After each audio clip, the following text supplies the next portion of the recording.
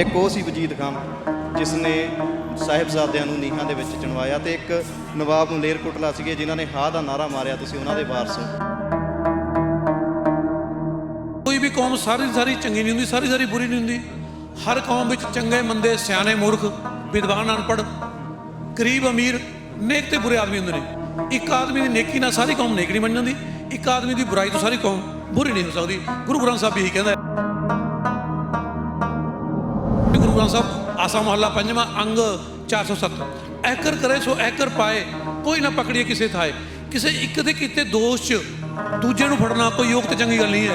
जिसका दोष होवे उस नूं सज़ा दित्ती जावे। इतिहास गवाह है जदों सूबे सरहंद ने काजी नूं पुछया भी इस्लामी शरह अनुसार इन्हां नूं किहड़ी सज़ा दित्ती जा सकदी है, तां काजी ने कहा इन्ने मासूम बच्चों लई जिन्हां दे विरुद्ध कोई निजी जुर्म ही नहीं है, इस्लामी शरह च कोई सज़ा तजवीज़ ही नहीं की गई। पहरावे का नाम है ही नहीं, पहरावे का नाम, भेद का नाम रखने का नाम इस्लाम नहीं है। सोच का विषय है, सोच नहीं बदली उन्हें इस्लाम मुताबिक तो मुसलमान तो होए नहीं, वो बहरूपी है।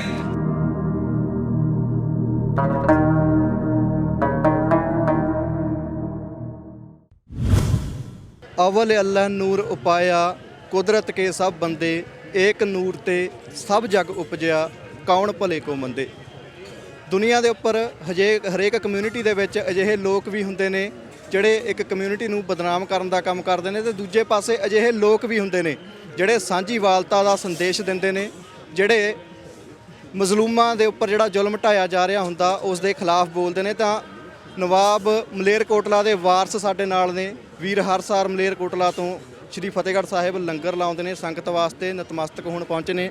ਤਾਂ ਭਾਈ ਸਾਹਿਬ ਵਾਹਿਗੁਰੂ ਜੀ ਕਾ ਖਾਲਸਾ ਵਾਹਿਗੁਰੂ ਜੀ ਕੀ ਫਤਿਹ। ਤਾਂ ਇੱਕ ਉਹ ਸੀ ਵਜੀਦ ਖਾਨ ਜਿਸਨੇ ਸਾਹਿਬਜ਼ਾਦਿਆਂ ਨੂੰ ਨੀਹਾਂ ਦੇ ਵਿੱਚ ਚਿਣਵਾਇਆ ਤੇ ਇੱਕ ਨਵਾਬ ਮਲੇਰਕੋਟਲਾ ਸੀਗੇ ਜਿਨ੍ਹਾਂ ਨੇ ਹਾਂ ਦਾ ਨਾਰਾ ਮਾਰਿਆ। ਤੁਸੀਂ ਉਹਨਾਂ ਦੇ ਵਾਰਸ ਹੋ, ਇੱਥੇ ਪਹੁੰਚੇ ਹੋ, ਕੀ ਕਹਿਣਾ ਚਾਹੁੰਦੇ ਹੋ? ਸਾਰੀਆਂ ਤਾਰੀਫਾਂ ਉਸ ਰੱਬ ਲਈ ਨੇ ਜਿਹੜਾ ਸਾਰੇ ਜੱਗ ਦਾ ਸਿਰਜਣਹਾਰ, ਸਾਜਣਹਾਰ ਤੇ ਪਾਲਣਹਾਰ ਹੈ। ਉਸ ਇੱਕ ਰੱਬ ਨੂੰ ਹੀ ਵੱਖ-ਵੱਖ ਭਾਸ਼ਾਵਾਂ ਵਿੱਚ ਅੱਲਾ, ਅਕਾਲ ਪੁਰਖ, ਪ੍ਰਭੂ, ਪਰਮਾਤਮਾ, ਲਾਰਡ ਗੋਡ ਆਦਿ ਨਾਮਾਂ ਦੁਆਰਾ ਯਾਦ ਕੀਤਾ ਜਾਂਦਾ ਹੈ।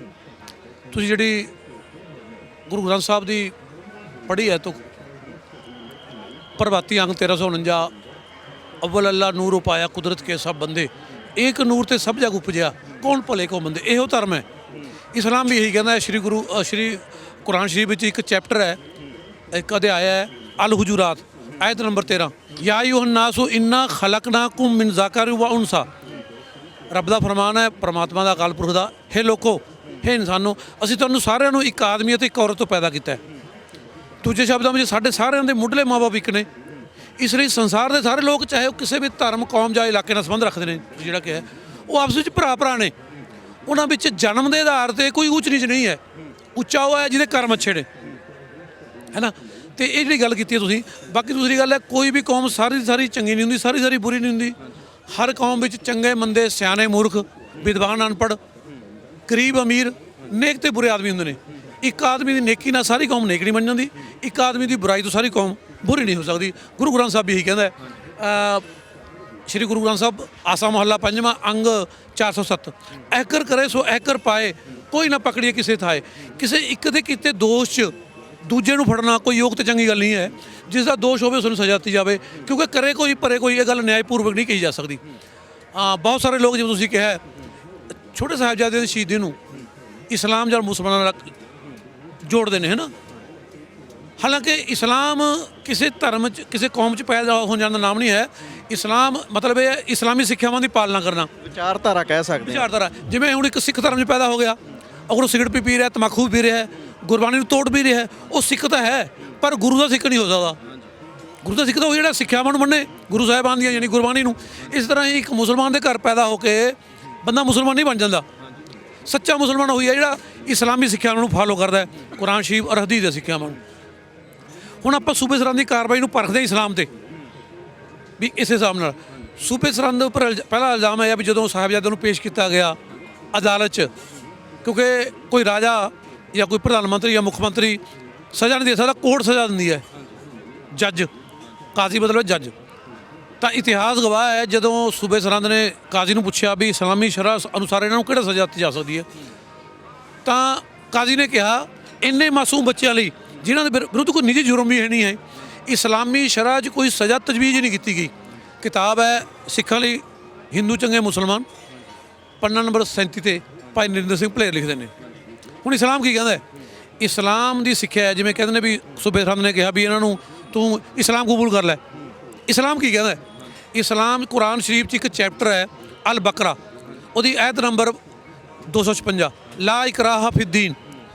ਇਸਲਾਮ 'ਚ ਜ਼ੋਰ ਜ਼ਬਰਦਸਤੀ ਲਈ ਕੋਈ ਥਾਂ ਹੀ ਨਹੀਂ ਹੈ। ਦੂਜੇ ਸ਼ਬਦਾਂ ਵਿੱਚ ਤੁਸੀਂ ਕਿਸੇ ਨੂੰ ਧੱਕੇ ਨਾਲ ਮੁਸਲਮਾਨ ਬਣਾ ਹੀ ਨਹੀਂ ਸਕਦੇ। ਉਹ ਇੱਦਾਂ ਹੀ ਹੈ ਜਿਵੇਂ ਕੋਈ 15 ਸਾਲ ਦੇ ਬੱਚੇ ਨੂੰ ਫੜ ਕੇ ਕਹਿ ਤੂੰ ਵੋਟ ਪਾ, ਉਹਦਾ ਪਾਇਆ ਨਾ ਪਾਇਆ ਇੱਕ ਬਰਾਬਰ ਹੈ ਨਾ। ਜਦ ਇਸਲਾਮ ਹੀ ਨਹੀਂ ਬਣਦਾ, ਉਹਦਾ ਮੁਸਲਮਾਨ ਬਣਾਉਣਾ ਨਾ ਬਣਾਉਣਾ ਇੱਕ ਬਰਾਬਰ ਹੈ। ਇਸਲਾਮੀ ਸਿੱਖਿਆ ਨੂੰ ਤੋੜਿਆ ਉਹਨੇ, ਕਾਨੂੰਨ ਨੂੰ। ਦੂਸਰਾ ਹੈ ਇਸਲਾਮ ਦੇ ਹਿਸਾਬ ਨਾਲ ਉਹਨੇ ਨਿਰਦੋਸ਼ਾਂ ਨੂੰ, ਜੇ ਲੜਾਈ ਸੂਬੇ ਸਰਹੰਦ ਦੀ ਸੀ ਗੁਰੂ ਸਾਹਿਬ ਨਾਲ, ਤਾਂ ਬੱਚੇ ਤਾਂ ਨਿਰਦੋਸ਼ ਤੇ। ਨਿਰਦੋਸ਼ਾਂ ਬਾਰੇ ਇਸਲਾਮ ਕੀ ਕਹਿੰਦਾ ਹੈ? ਕੁਰਾਨ ਸ਼ਰੀਫ ਵਿੱਚ ਇੱਕ ਚੈਪਟਰ ਹੈ ਅਲ ਮਾਇਦਾ, ਉਹਦਾ ਕਾਨੂੰਨ ਨੰਬਰ 32, ਅੰਨਾਹੁ ਕਤਲ ਨਫਸਨ ਬਿਗੈਰ ਨਫਸਿਨ ਔ ਫਸਾਦਿਨ ਫਿਲ ਅਰਦੀ ਫਕਾਨਮਾ ਕਤਲ ਨਸ ਜਮੀਆ।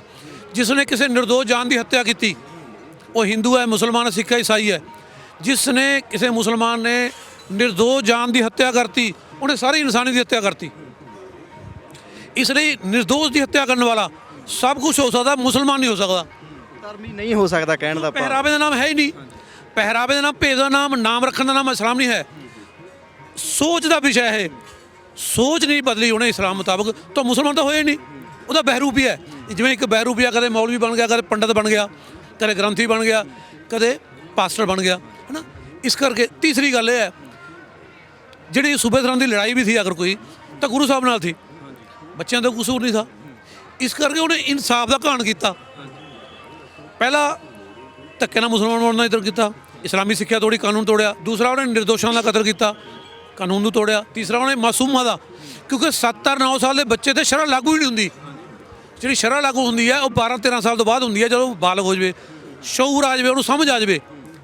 ਇਸਲਾਮ 'ਚ ਮੁਸਲਮਾਨ ਨਮਾਜ਼ ਰੋਜ਼ਾ ਨਹੀਂ ਲਾਗੂ ਹੁੰਦਾ 7 ਸਾਲ ਦੇ ਬੱਚੇ ਤੇ, ਨਾ 9 ਸਾਲ, ਨਾ 12-13 ਸਾਲ ਤੋਂ ਬਾਅਦ ਲਾਗੂ ਬੜਾ ਹੋ ਜਾਵੇ, ਉਹ ਸਮਝਣ ਲੱਗ ਜਾਵੇ ਕੀ ਹੈ ਇਹ, ਉਹ ਤਾਂ ਮਾਸੂਮ ਹੈ। ਧੱਕੇ ਨਾਲ ਮੁਸਲਮਾਨ ਬਣਾਉਣ ਦਾ ਇੱਧਰ ਕੀਤਾ 1 ਜੁਰਮ, ਨਿਰਦੋਸ਼ਾਂ ਦਾ ਹੱਤਿਆ ਕੀਤੀ 2 ਜੁਰਮ, ਮਾਸੂਮਾਂ ਦੀ ਹੱਤਿਆ ਕੀਤੀ 3 ਜੁਰਮ, ਇਨਸਾਫ ਦਾ ਘਾਣ ਕੀਤਾ 4 ਜੁਰਮ। ਇਸ ਲਈ ਮੈਂ ਕਹਿ ਰਿਹਾ ਹੁੰਦਾ, ਕਿਉਂਕਿ ਸੂਬੇ ਸਰਹੰਦ ਨੇ ਇਸਲਾਮ ਦੇ ਕਾਨੂੰਨਾਂ ਨੂੰ ਤੋੜ ਕੇ ਹੀ ਸਾਹਿਬਜ਼ਾਦਿਆਂ ਨੂੰ ਸ਼ਹੀਦ ਕੀਤਾ ਸੀ। ਇਸ ਲਈ ਉਹ ਇਸਲਾਮ ਦਾ ਮੁਜਰਮ ਪਹਿਲਾਂ, ਸਿੱਖੀ ਦਾ ਮੁਜਰਮ ਮਗਰੋਂ ਹੈ। ਕਾਨੂੰਨ ਤੋੜੇ, ਇਸਲਾਮ ਦੇ ਤੋੜੇ ਨਾ, ਇਸ ਲਈ ਉਹ ਪਹਿਲਾਂ ਇਸੇ ਕਰਕੇ ਹਾਂ ਦੇ ਨਾਰੇ ਧਰਤੀ, ਜਿੱਥੇ ਉਸ ਵੇਲੇ ਉੱਥੇ ਇੱਕ ਨਵਾਬ, ਦੇਖੋ ਜਿਹੜਾ ਸੂਬਾ ਸਰਹੰਦ ਸੀ ਉਹ ਸੱਤਾ ਤੇ ਨਸ਼ੇ ਡੁੱਬਿਆ ਹੋਇਆ ਹਾਕਮ ਸੀ। ਜਿਹੜਾ ਨਵਾਬ ਮੇਰੇ ਕੋਲ ਸੀ, ਇੱਕ ਮੁਸਲਮਾਨ ਦੇ ਕਰੈਕਟਰ ਨੂੰ ਕਰਦਾ, ਉਹਨੇ ਕੀ ਕਿਹਾ?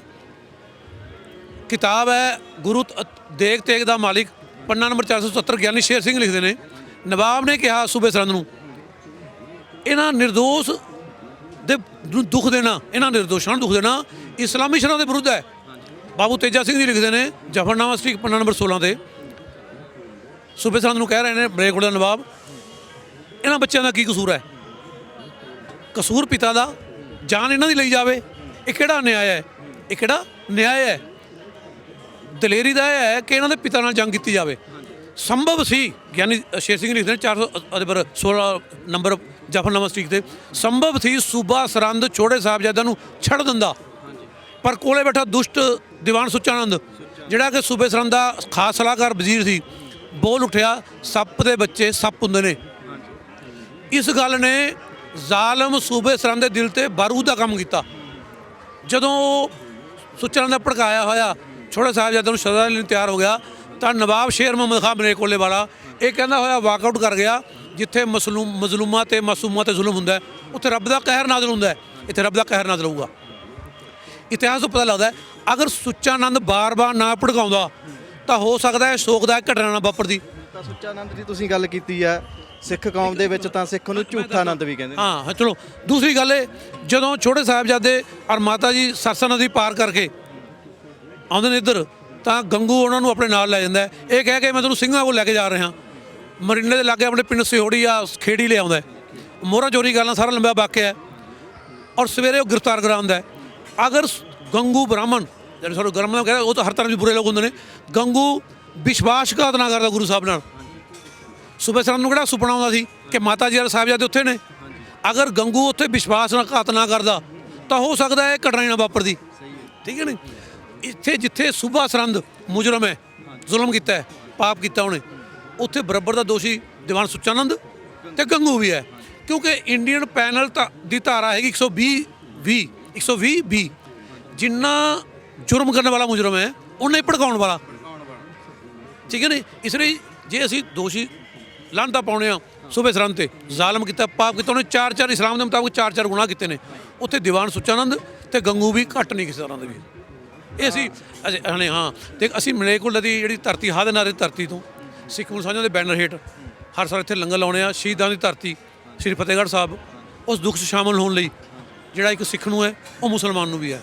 ਕਿਉਂਕਿ ਸੱਚੇ ਮੁਸਲਮਾਨ ਦੇ ਮੁਤਾਬਕ ਜਿਹੜੀ ਦੁਨੀਆ ਦੇ ਇਨਸਾਨ ਨੇ ਸਾਰੇ ਉਹ ਇੱਕ ਰੱਬ ਦੇ ਪਰਿਵਾਰ ਦੇ, ਇੱਕ ਰੱਬ ਦੇ ਬੰਦੇ ਨੇ। ਔਰ ਇਸਲਾਮ 'ਚ ਕਿਹਾ ਗਿਆ ਕਿ ਸਾਰੇ ਇਨਸਾਨ ਰੱਬ ਦੇ ਪਰਿਵਾਰ ਦੇ ਮੈਂਬਰ ਨੇ। ਹੁਣ ਇੱਕ ਸੱਚਾ ਮੁਸਲਮਾਨ ਜਿਸ ਰੱਬ ਦੀ ਪੂਜਾ ਭਗਤੀ ਕਰਦਾ ਹੈ, ਬੰਦਨਾ ਕਰਦਾ ਹੈ, ਉਸ ਰੱਬ ਦੇ ਪਰਿਵਾਰ ਦੇ ਮੈਂਬਰ ਉਹਦੇ ਲਈ ਕਿੰਨੇ ਸਤਿਕਾਰ ਹੋਣੇ ਚਾਹੀਦੇ ਨੇ। ਇਸ ਲਈ ਸਾਨੂੰ ਵੀ ਉਨਾ ਹੀ ਦੁੱਖ ਹੈ ਮਾਸੂਮਾਂ ਦੇ, ਛੋਟੇ ਸਾਹਿਬਜ਼ਾਦਿਆਂ ਦੇ। ਕਿਉਂਕਿ ਪਹਿਲਾਂ ਵੀ ਘਟਨਾ ਵਾਪਰੀ ਹੈ, ਜਦੋਂ ਕਰਬਲਾ 'ਚ ਹੋਈ ਸੀ, ਹਜ਼ਰਤ ਮੁਹੰਮਦ ਸਾਹਿਬ ਦੇ ਨਵਾਸਿਆਂ ਨੂੰ ਸ਼ਹੀਦ ਕੀਤਾ ਗਿਆ ਜ਼ਾਲਮ ਹਾਕਮ ਨੇ। ਕਿਉਂਕਿ ਹਾਕਮ ਦਾ ਕੋਈ ਧਰਮ ਨਹੀਂ ਹੁੰਦਾ, ਹਾਕਮ ਲਈ ਪਹਿਲਾਂ ਉਹਦੀ ਹਕੂਮਤ, ਧਰਮ ਮਗਰੋਂ। ਇਸ ਕਰਕੇ ਅੱਲਾ ਜੋਗੀ ਅੱਲਾ यार खान ने कहा बस हिंद में एक तीर्थ है यात्रा के लिए, कटाए बाप ने बच्चे जहाँ खुदा के लिए। ਇਸ ਲਈ ਅਸੀਂ ਮਲੇਰਕੋਟਲਾ ਦੀ ਧਰਤੀ ਤੋਂ ਹਾਦੇ ਨਾਲ ਦੀ ਧਰਤੀ 'ਤੇ ਆ ਕੇ ਮਿੱਠੇ ਚਾਵਲਾਂ ਲੰਗਰ ਲਾਉਣੇ ਅਕਸਰ, ਤਾਂ ਕਿ ਅਸੀਂ ਲੋਕਾਂ 'ਚ ਮਿਠਿਆਸ ਬਣ ਸਕੀਏ, ਪਿਆਰ ਦੀ ਗੱਲ ਕਰ ਸਕੀਏ, ਜਿਹੜੀ 10ਵੇਂ ਗੁਰੂ ਸਾਹਿਬ ਨੇ ਕੀਤੀ ਹੈ। ਜਿਨ ਪ੍ਰੇਮ ਕੀਓ ਤੇ ਨਹੀਂ ਪ੍ਰਭ ਪਾਇਓ। ਗੁਰੂ ਸਾਹਿਬ ਨੇ ਇਹ ਕਿਹਾ, ਜਿਹਨੂੰ ਗੁਰਦੁਆਰਾ ਬਣਾਇਓ ਤੇ ਨਹੀਂ ਪ੍ਰਭ ਪਾਇਓ। ਜੇ ਰੱਬ ਨੂੰ ਪਾਉਣਾ ਚਾਹੁੰਦੇ ਤਾਂ ਬਣਾਏ ਬੰਦੇ ਨਾਲ ਪ੍ਰੇਮ ਕਰੋ।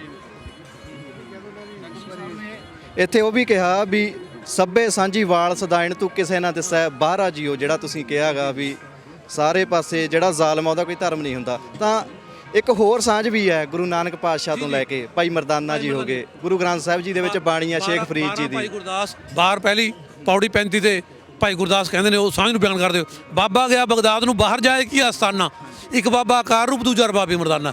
ਇਸ ਸਾਂਝ ਨੂੰ ਅੱਗੇ ਵਧਾਉਂਦੇ 5ਵੀਂ ਪਾਤਸ਼ਾਹੀ ਨੇ, 5ਵੇਂ ਗੁਰੂ ਨਾਨਕ ਨੇ 7 ਮੁਸਲਮਾਨਾਂ ਦੀ ਬਾਣੀ ਦਰਜ ਕੀਤੀ ਗੁਰੂ ਗ੍ਰੰਥ ਸਾਹਿਬ 'ਚ। 6 ਗੁਰੂ ਸਾਹਿਬਾਨ ਦੀ ਹੈ, 7 ਮੁਸਲਮਾਨਾਂ ਦੀ ਜਾਣ। ਫਿਰ ਹਰਮੰਦਰ ਸਾਹਿਬ ਦਾ ਨੀਂਹ ਪੱਥਰ ਰਖਾਇਆ ਗਿਆ ਹੈ ਨਾ।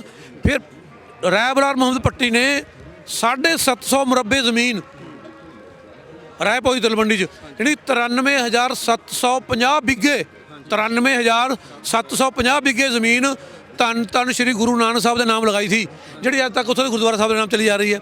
ਫਿਰ ਗੁਰੂ ਸਾਹਿਬ 10ਵੇਂ ਗੁਰੂ ਸਾਹਿਬ ਨੇ ਹੁਕਮਨਾਮਾ ਬਖਸ਼ਿਆ, ਗਨੀ ਖਾਂ ਤੇ ਨਬੀ ਖਾਂ ਮੈਨੂੰ ਪੁੱਤਰਾਂ ਨਾਲੋਂ ਵੱਧ ਕੇ ਪਿਆਰੇ ਨੇ। ਇਹ 13 ਲੜਾਈਆਂ ਤੋਂ ਬਾਅਦ ਅਗਰ ਗੁਰੂ ਸਾਹਿਬ ਦੀ ਲੜਾਈ ਇਸਲਾਮ ਦੇ ਵਿਰੁੱਧ ਹੁੰਦੀ ਜਾਂ ਮੁਸਲਮਾਨਾਂ ਦੇ ਵਿਰੁੱਧ ਹੁੰਦੀ, ਤਾਂ 13 ਲੜਾਈਆਂ ਤੋਂ ਬਾਅਦ ਨਬੀ ਖਾਂ ਗਨੀ ਖਾਂ ਨੂੰ ਇਹ ਹੁਕਮਨਾਮਾ ਬਖਸ਼ਦੇ ਕਿ ਨਬੀ ਖਾਂ ਤੇ ਗਨੀ ਖਾਂ ਸਾਨੂੰ ਪੁੱਤਰਾਂ ਨਾਲੋਂ ਵੱਧ ਕੇ ਪਿਆਰੇ ਨੇ, ਹੈ ਨਾ।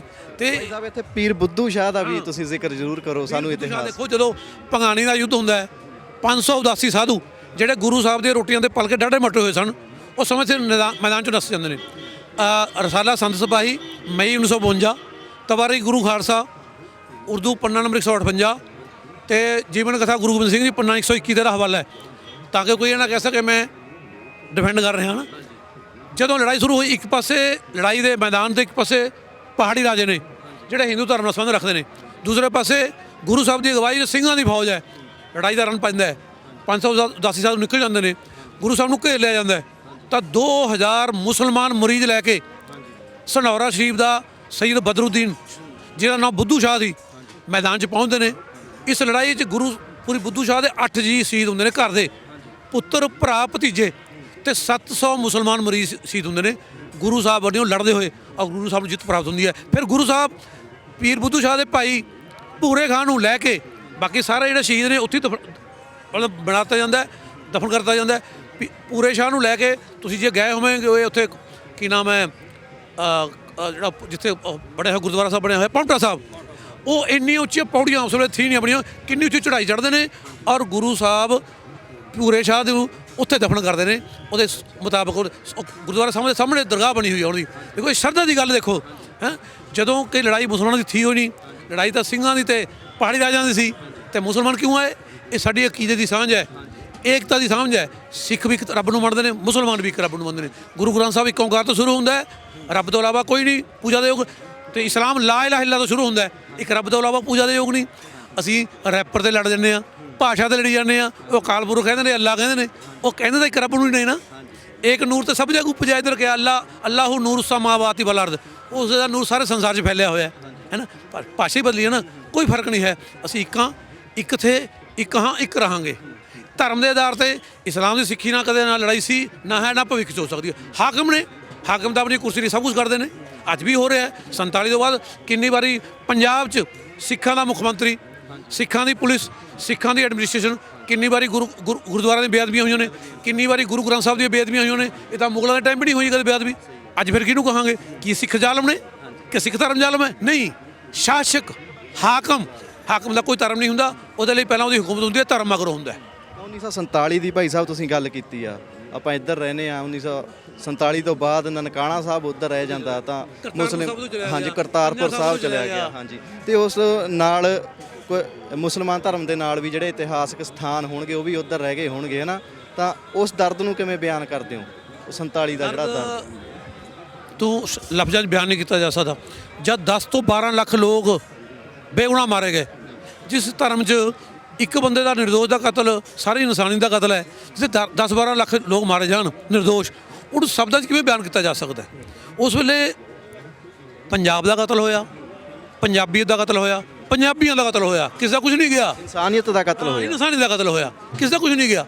ਮਾਰੇ ਦਾ ਸੀਗਾ, ਵੰਡੇ ਦਾ ਸੀਗਾ, ਧਰਮ ਸਨ ਉੱਧਰ ਰਹਿ ਗਏ, ਕੁਛ ਇੱਧਰ ਉਜਾੜ ਹੋ ਗਏ, ਇੱਧਰ ਅੱਲਾ ਦੇ ਘਰ ਮਸੀਤਾਂ ਉਜਾੜ ਬੇਆਬਾਦ ਹੋ ਗਈਆਂ, ਉੱਧਰ ਗੁਰੂ ਘਰ ਬੇਆਬਾਦ ਹੋ ਗਏ। ਕਿਸ ਦਾ ਨੁਕਸਾਨ ਹੋਇਆ? ਇਨਸਾਨੀਅਤ ਦਾ, ਉਸ ਰੱਬ ਦੇ ਨਾਮ ਤੇ ਨਾਮ ਲੈਣ ਵਾਲਿਆਂ ਦਾ। ਇਸ ਲਈ ਇਹ ਅਸੀਂ ਚਾਹੁੰਦੇ ਹਾਂ, ਸਾਡੇ ਸਿੱਖ ਨੂੰ ਸਾਂਝਾ ਬਖਸ਼ ਹੀ ਹੈ ਵੀ ਜਿਹੜੀ ਸੋਗ ਦਾ ਘਟਨਾ 47 ਵਾਪਰੀ, ਜਦੋਂ ਇਨਸਾਨੀ ਦਾ ਕਤਲ ਹੋਇਆ, ਉਹ ਭਵਿੱਖ 'ਚ ਨਾ ਵਾਪਰੇ।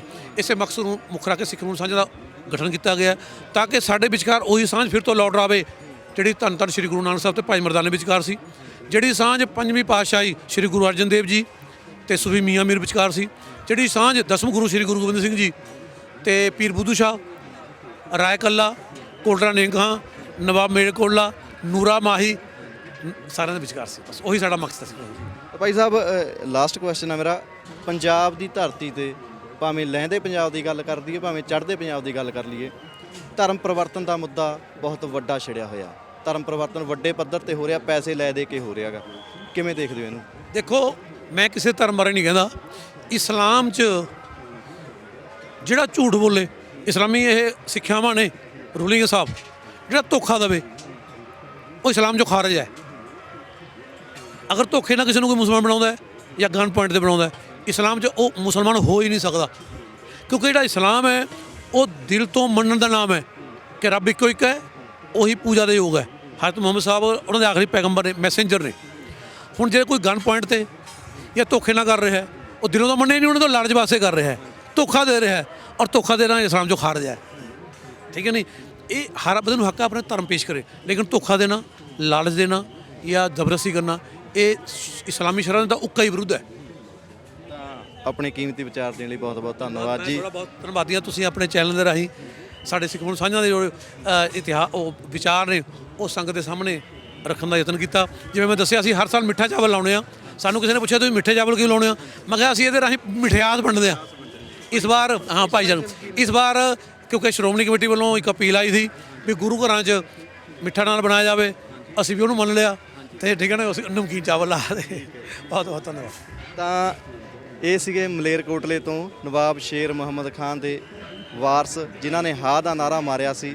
ਮਿੱਠੇ ਚੌਲਾਂ ਦਾ ਜਿਹੜਾ ਲੰਗਰ ਲਾਉਂਦੇ ਸੀਗੇ, ਕਹਿੰਦੇ ਸ਼੍ਰੋਮਣੀ ਕਮੇਟੀ ਨੇ ਕਿਹਾ ਵੀ ਮਿੱਠੀ ਜਿਹੜੀ ਚੀਜ਼ ਆ ਉਹ ਐਤਕੀ ਨਹੀਂ ਬਣਾਉਣੀ, ਇਸ ਕਰਕੇ ਇਹਨਾਂ ਨੇ ਜਿਹੜੇ ਨਮਕੀਨ ਚੌਲ ਲਾਏ ਨੇ। ਪਰ ਇੱਕੋ ਇੱਕ ਮਕਸਦ ਆ, ਕਹਿੰਦੇ ਸਾਡਾ ਵੀ ਭਾਈਚਾਰਾ ਬਣਾ ਕੇ ਰੱਖਣ ਦੀ ਜਿਹੜੀ ਪ੍ਰੇਰਨਾ ਦੇਣੀ ਲੋਕਾਂ ਨੂੰ ਤੇ ਮਠਿਆਸ ਵੰਡਣੀ। ਕੈਮਰਾ ਪਰਸਨ ਗੁਰਸ਼ਰਨਦੀਪ ਸਿੰਘ ਚੀਮਾ ਦੇ ਨਾਲ ਰਾਜਵੀਰ ਸਿੰਘ, ਪ੍ਰੋ ਪੰਜਾਬ ਟੀਵੀ, ਸ਼੍ਰੀ ਫਤਿਹਗੜ੍ਹ ਸਾਹਿਬ।